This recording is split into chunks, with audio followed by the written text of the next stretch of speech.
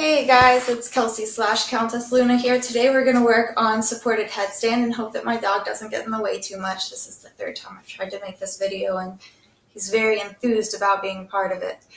Before you want to start this, you want to make sure that your dog is out of the way and that you have a strong upper body, because the foundation of your upper body is the key to making this work without hurting yourself and being able to lift into the headstand. What you want to focus on moving forward over the foundation rather than just lifting up.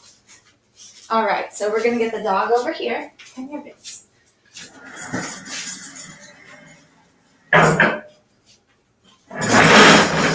All better. Okay.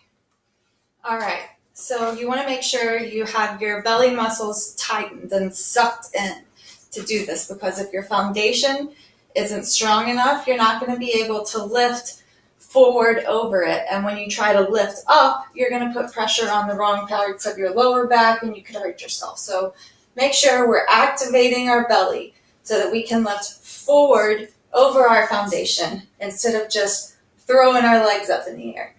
So make sure you get your alignment correct. Grab your elbows and place them on the mat. This will give you a shoulder distance apart, and then you're going to reach your hands forward and interlock them. Now, with your belly tight and sucked in, place your head on the mat. Use your toes to push your bottom up and walk forward as far as you can.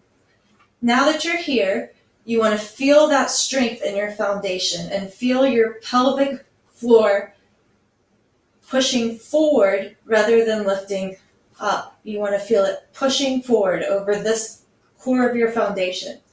So once you're here, squeeze your belly and lift one leg and down. And then you're going to inhale, lengthen, exhale, deepen. And when you're ready, you're going to do the same thing with the other one, lifting them forward. Now from here, you can practice lifting one forward above the foundation, followed by the second one. And you want to exit the pose the same way you got into it. But if you'd like to play around, some of these are actually easier because they spread the weight over your foundation rather than it all being on top like this. So you're going to go back to your squeeze tummy and your legs, and 1 and 2. Now, if you're having a hard time with the lifting, you can do a small hop, but you want to make sure that you're walked up as close as possible so that the hop doesn't throw you over.